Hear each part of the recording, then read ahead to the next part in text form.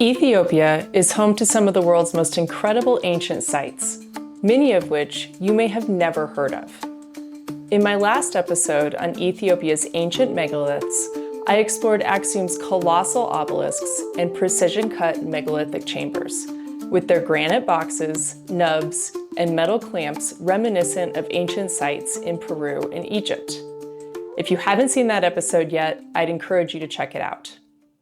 Today, in part 2 of this series, we are going to explore even older sites, at least according to archaeologists. The Pre-Axumite ancient temples with incredible carvings, precision-cut stonework, and unique architectural elements that are also found 500 kilometers away across the Red Sea in Yemen. How do these sites relate to their more famous counterparts in Axum? And did they influence any of the other sites in Ethiopia, including the famous rock-hewn churches of Lalibela or the fields of standing stones and carvings? We'll explore these and other questions in this episode. Let's get started today with the best preserved and most well-known examples of pre-Axumite temples in Ethiopia, the Great Temple of Yeha. This site is located only 50 kilometers northeast of Axum in northern Ethiopia, and, according to archaeologists, was built around 700 BC.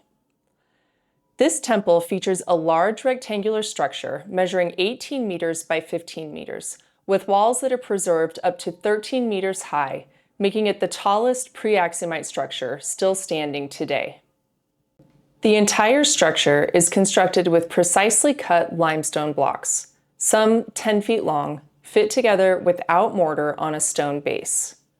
Unfortunately, not much remains of the building's original internal layout, as it was continuously reused and modified for over 2,500 years. However, what we do know is that the temple once had 6 monumental square stone pillars marking its entrance. The entrance led to the interior with 5 aisles, created by rows of pillars. The floor of the temple, which you can still see today, was constructed with very large fitted stones. The 2 side aisles to the north and south are believed to have been covered by a ceiling, and above it was a second story. Historians believe that the central aisle was open to the sky.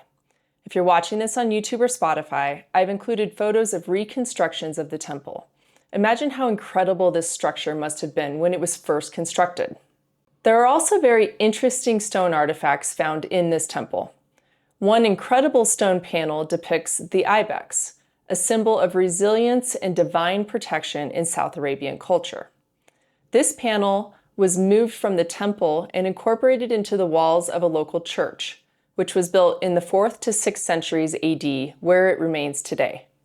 The same church, which also serves as the local museum, also holds other artifacts from the temple, including fragments of finely carved Sabaean inscriptions and peculiar carvings of layered doorways with 6 precise horizontal lines carved over the top.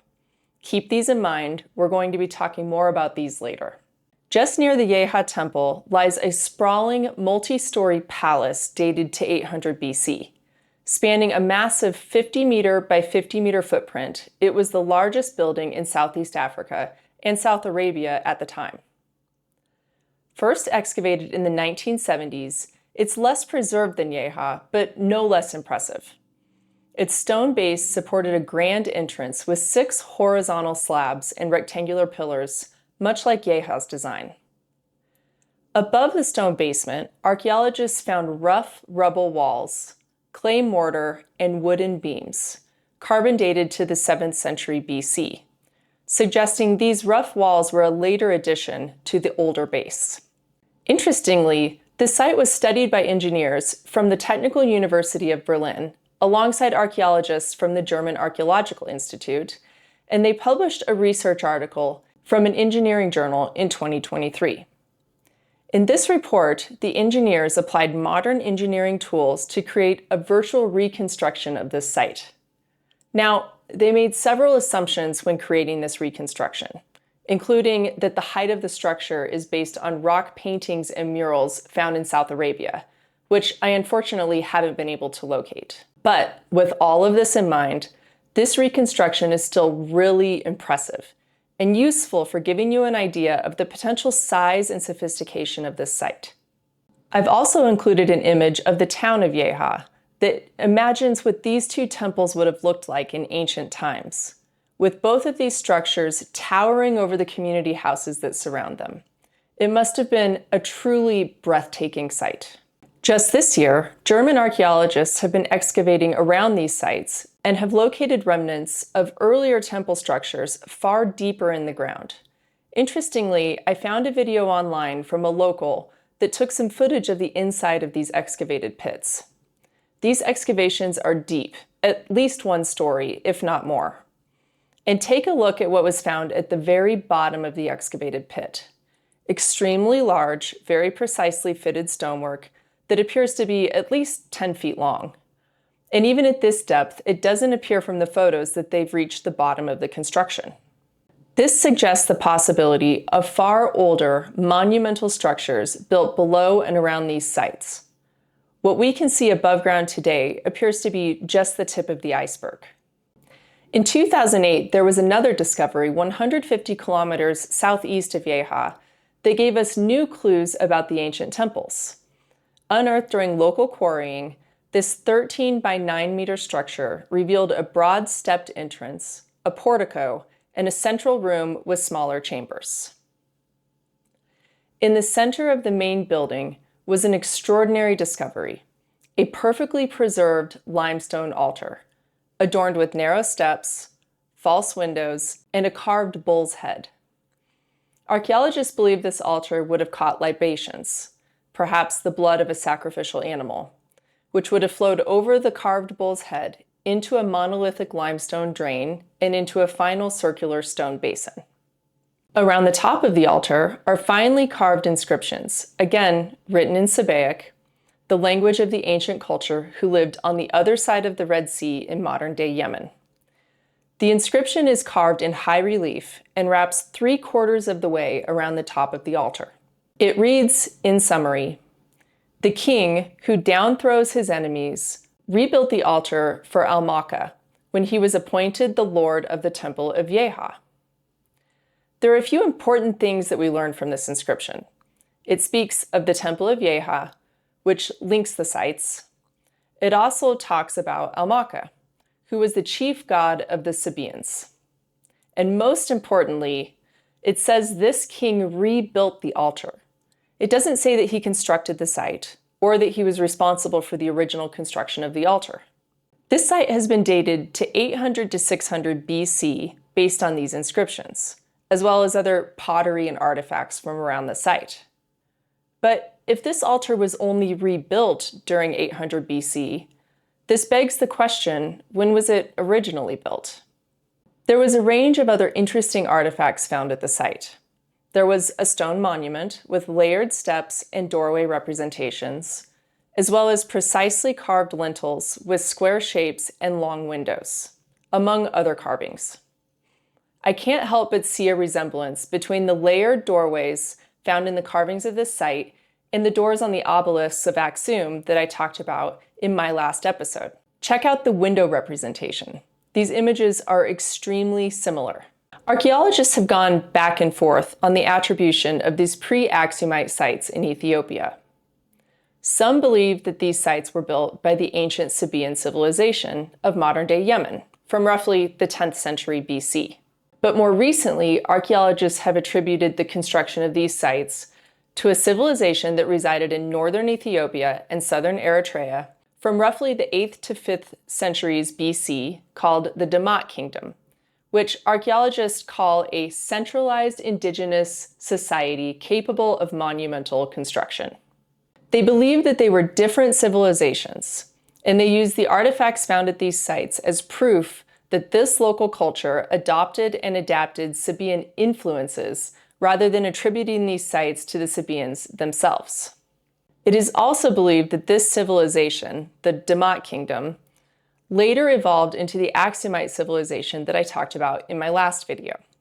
So let's look at the artifacts from these excavations. Again, these look nothing like the sophisticated stonework and construction styles of the buildings from which they were excavated. I believe that it's more likely that these sites were built long before archaeologists believed they were built, then the later local cultures settled around these sites, leaving their tools, pottery, and other material goods in the soil. And there's some further evidence to support this belief that I'll show you now. Across the Red Sea in Yemen, 500 kilometers away, there are two temples that have strikingly similar styles and artifacts. These are the Awwam and Barran temples. These sites are really amazing and truly massive. I've included here a few photos that show an aerial view of these sites. I'm actually going to do a separate episode on these and other sites in Yemen, but for now, I just want to highlight the striking similarities between these sites and the ones we've been discussing in Ethiopia. First, the general layout of the temples in Yemen and Ethiopia are the same. They have monumental entrances consisting of horizontal and parallel monoliths supporting high rectangular pillars. Except in Yemen, these pillars are still intact. Just take a look at the incredible precision of these monolithic pillars, especially the intricate stonework found near the top of them. The walls are carefully dressed with fitted joints and no mortar, almost identical in both countries. We also see the same Sabaean inscriptions, as well as the same Ibex carvings. Take a look at these photos side by side. And remember the stone box we talked about before? There are more examples of these in Yemen, still at the sites. Again, look at these altars side by side. The last thing I want to show you from Yemen are these precisely carved wall panels that have many of the same styles and details as the artifacts found in Ethiopia, including the obelisks in Axum. It doesn't take a lot of imagination to believe that these were built by the same culture. These temples in Yemen are officially dated to the 10th century BC and are attributed to the Sabaean civilization, primarily based on inscriptions and material artifacts like pottery found around the sites. So back to the sites in Ethiopia. Were these sites also originally built in the 10th century BC, or are they even older? In the two photos I have on the screen, you can see that the inscriptions used to date these sites look almost stamped over the top of the clean surface in both the sites in Yemen and the altars in Ethiopia. It's certainly possible that the original altar was built without any script at all, in the simple and stark style you see in many of the older megalithic sites around the world, and that this script was added at a later time. Of course, it's impossible to say when these were originally built. Maybe the script was added the next day, maybe hundreds or thousands of years later. But we do know for a fact that these sites have to be at least as old as the 10th century BC. So finally, what do these Pre-Axumite temples we discussed today have to do with the monumental architecture in Axum that I covered in my last episode? Remember, archaeologists believe the obelisks of Axum were built in the 3rd century AD, 1,000 years after the sites I discussed today. Does it make sense that these two sites, only 50 kilometers apart, are separated by 1,000 years? Archaeologists also believe that the famous rock-hewn churches of Lalibela, which I'm covering in my next episode, were built in the 12th to 13th centuries AD, another 1,000 years after the sites in Axum. Is there really a 2,000-year difference between all of these sites, and which ones came first? What do you think? I'd love to hear your thoughts and theories. If you enjoyed this episode, please hit that subscribe button, give me a thumbs up, and leave a review on your favorite platform. Your support helps me grow this channel. You can also follow me on Instagram, X, and Facebook at Secrets in Stone. We'll see you next time.